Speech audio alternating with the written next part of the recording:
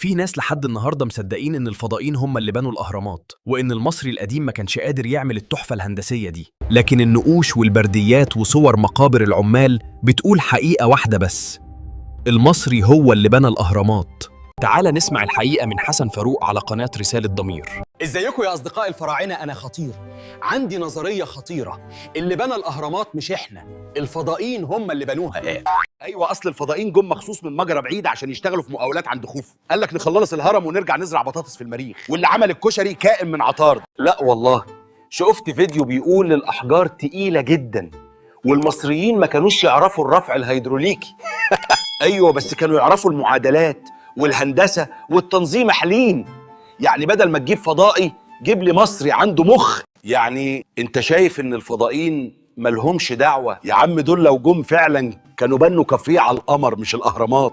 احنا مش بنيناها، احنا بنينا الكوكب كله يا حبيبي. طيب تعال نبدأ القصة من الأول.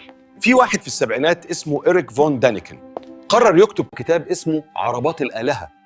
الراجل ده قال لك العالم القديم كله بناه الفضائيين. ليه؟ أصلة الناس زمان كانوا غلابة. كل الناس بتسأل إزاي المصريين بنوا الأهرامات، بس محدش سأل ليه إحنا مش مصدقين إنهم قدروا يعملوا كده. يمكن علشان عبقريتهم كانت أكبر من خيالنا. سنة 2013 علماء مصريين اكتشفوا برديات وادي الجرف اللي هم أقدم وثيقة هندسية في العالم، اللي كتبها مهندس اسمه مرر. نقلنا 40 حجر اليوم والعمال شربوا بصل وراحوا يناموا، وده دليل رسمي ان اللي بنى الاهرامات مش كائنات فضائيه، دول عمال مصريين بدمهم وعرقهم وتنظيمهم. لقينا قرى العمال جنب الاهرامات فيها بيوت صغيره، افران، ومقابر مكتوب عليها اصدقاء خوفو. اصدقاء خوفو؟ يعني لو كانوا فضائيين كان اسمهم اصدقاء المجرى. النقوش كمان بتورينا العمال وهم بيسحبوا الاحجار بالحبال وبيبلوا الرمل بالميه علشان يقللوا الاحتكاك. دي فيزياء يا جماعه، مش ليزر من زاحل.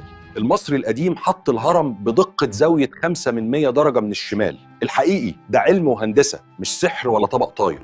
يعني بدل ما نقول الفضائيين بنوا الأهرامات نقول المصريين سبقوا ناسا ب4500 سنة.